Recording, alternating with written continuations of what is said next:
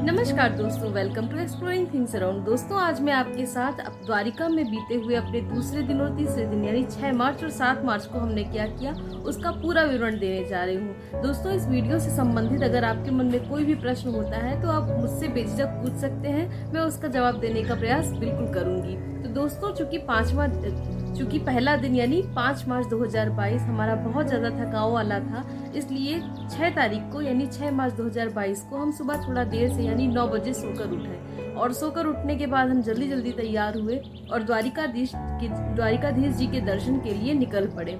तो वहाँ हमने दर्शन करने से पहले अपना सारा सामान, अपना मोबाइल, पर्स, सिर्फ जितना पैसा हमें काम था वो पैसा एक छोटे से पर्स में लेकर हम वहाँ से निकले और सारा सामान वहीं पर जमा कर दिया। इस वजह से वहाँ की कोई पिक्चर्स उस टाइम हम नहीं खींच पाए जल्दबाजी में, तो वहाँ की कोई पिक्चर्स नहीं है। अंदर ही बाहर ही सब कुछ जमा हो जाता है। उसके बाद अंदर तो मंदिर की कोई पिक हमारे पास नहीं है।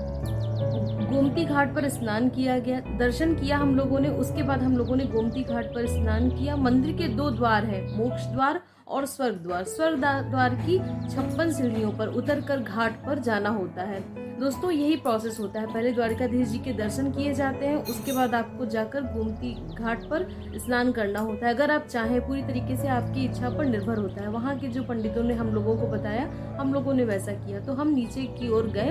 वहीं स्वर्ग द्वार के पास तुलादान मंदिर पड़ेगा। मतलब जब आप 56 सीढ़ियाँ चढ़कर नीचे घाट की ओर जाएंगे, वहीं पर आपको तुलादान मंदिर पड़ेगा। तो वहाँ पर जाकर आप तुलादान मंदिर में कुछ भेंट चढ़ा सकते हैं, कुछ दान कर सकते हैं। और नीचे में गोमती माँ और समुद्र नारायण जी का मंदिर है। इसी घाट पर आप संगम के मनोरम दृश्य का नजारा भी देख सकते हैं। तो दोस्तों, दान करना आपके ऊपर पूरी तरीके से निर्भर करता है। वहाँ के पंडित लोग भी ऐसा नहीं कहते थे कि आपको दान करना बहुत जरूरी है। अगर आपकी इच्छा है तो अपनी स्वेच्छा से आप दान कर सकते हैं। ये सब करने के बाद हमने भोजन किया और अपने होटल पर वापस आ गए। दोस्तों, हमने गोमती घाट में नाव की सवारी भी की थी, जो कि बहुत ही अच्छा था। और वहाँ की एक पिक्चर हमने वहीं जो लोकल फोटो खींचते हैं उनसे खिंचवाया था। तो उसके बाद वो सब करने के बाद हमने भोजन किया और भोजन करके फिर से हम अपने अतिथि गृह आ गए। उसके बाद शाम को 5:30 बजे के करीब हम सुदामा सेतु देखने के लिए निकले। वहाँ हमने सुदामा सेतु देखा, लक्ष्मी नारायण मंदिर देखा, पंच तीर्थों को देखा, जिसकी पिक्चर्स आप देख रहे होंगे। और उसके बाद मोटर बाइक की सवारी की, ऊंट की सवारी की और हमने ढोकला, गुजरात की फेमस डिश, और रबड़ी का आनंद लिया। थोड़ी सी स्ट्रीट शॉपिंग भी की मैंने। उसके बाद ये सब करने के बाद हम लोगों ने भोजन किया और अपने अतिथि गृह में वापस आ गए। तो दोस्तों, ये था मेरा दूसरा दिन। उसके बाद यहीं पर समाप्त होता है। हम सो जाते हैं रात में, फिर सुबह उठते हैं 6 बजे और हम लोग उठे और नहा धोकर जल्दी से तैयार हुए और 8 बजे हम लोग नागेश्वर महादेव टेम्पल के लिए निकल गए। दोस्तों, नागेश्वर महादेव टेम्पल 12 ज्योतिर्लिंगों में से एक है। यहाँ हमें भगवान शिव का अभिषेक करने का सौभाग्य भी प्राप्त हुआ। मंदिर के अंदर मोबाइल ले जाना वर्जित था, तो अंदर की कोई तस्वीर मेरे पास नहीं है, लेकिन बाहर से मैंने कुछ तस्वीरें खींची थी और खिंचवाई भी थी, तो वो सब मेरे पास है, जिसे आप देख रहे होंगे। बाहर व मंदिर के प्रांगण की कुछ तस्वीरें मैंने ली हैं और वीडियो भी बनाई है, जिसे मैं आपके साथ जरूर शेयर करूंगी। दोस्तों, पूरे दिन के लिए हमने ऑटो बुक किया था। दोस्तों, ये तीसरा दिन है और इस दिन हम लोगों ने पूरे दिन के लिए ऑटो बुक कर लिया था 1300 रुपए में। तो नागेश्वर महादेव टेम्पल में दर्शन करने के बाद हम निकल गए गोपी तालाब देखने के लिए। दोस्तों, गोपी तालाब वही स्थान है जहाँ सभी गोपियों ने अपने प्राण त्याग किए थे।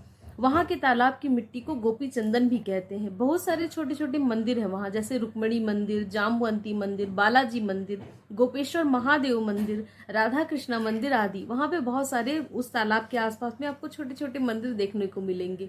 गोपी तालाब के दर्शन के बाद हम निकल गए बेट द्वारिका के लिए, जो कि गोपी तालाब से 35 किलोमीटर की दूरी पर था। 10:30 बजे हम बेट द्वारिका के लिए निकले। दोस्तों, ये बेट द्वारिका भगवान श्री कृष्ण का ही घर है और मुख्य द्वारिका में वो राज्य करते थे। यानी जहाँ पे हम थे इस समय, उस जगह पर वो राज्य करते थे और बेट द्वारिका में उनका खुद का घर था। बेट द्वारिका में चावल के दान का बहुत ही महत्व है दोस्तों, क्योंकि इसी स्थान पर सुदामा जी ने भगवान श्री कृष्ण को चावल का भेंट किया था। यहाँ पर हमें भगवान के बहुत ही सुंदर दर्शन हुए। यहाँ वही प्रतिमा विराजमान है जिसे रणछोड़ जी की मूर्ति कहते हैं, जिसमें मीराबाई जी समा गई थी। यहाँ दर्शन करने के बाद हम शिवराज बीच देखने के लिए निकल पड़े। रास्ते में हमने भोजन किया। फिर शिवराज बीच पर हमने बहुत सारी चीज़ें एंजॉय की, जैसे speed boating, jet ski. Gauri और उसके पापा तो बहुत नहाए और लहरों का आनंद लिया। दोस्तों यहाँ का बीच बहुत ही सुंदर था, लोगों की भीड़ काफ़ी थी। वहाँ काफ़ी देर बीच का मजा लेने के बाद हम लोग अपने अतिथि गृह में के लिए निकल चुके थे और रास्ते में हमें माँ रुक्मणी का मंदिर मिला। ये रुक्मणी माँ का मंदिर बहुत ही सुंदर था, बहुत ही शांत था और बहुत ही अच्छा था। वहाँ भी हमने दर्शन का सौभाग्य प्राप्त हुआ। और दोस्तों बता दूं कि रुक्मणी माँ के मंदिर में जल दान का महत्व है, क्योंकि यहाँ की एक कथा के अनुसार भगवान श्री कृष्ण ने यहाँ पर जल अपने अंगूठा मार के, जब माँ रुक्मणी को प्यास लगी थी तो अंगूठा मार के वहाँ से जल निकाला था और माँ रुक्मणी को पिलाया था। और वो लोग दुर्वासा ऋषि के साथ जा रहे थे और दुर्वासा ऋषि को भूलवश नहीं पूछा था, तो वो गुस्सा हो गए थे और उन्होंने उनको श्राप दे दिया था कि द्वारिका का जो जल है वो खारा हो जाएगा और पीने योग्य नहीं रह जाएगा।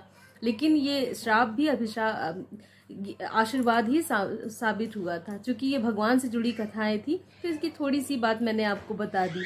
उसके बाद हम लोग अपने अतिथि गृह वापस आ गए और ऐसी ही बहुत सारी कथाओं के लिए और बहुत सारी जानकारी के लिए मेरे साथ जुड़े रहिए। मेरे चैनल को सब्सक्राइब कीजिए, लाइक कीजिए, अपने दोस्तों और फैमिली के साथ शेयर कीजिए। Thank you friends. I hope आप लोगों को ये वीडियो अच्छी लगी होगी। Thank you.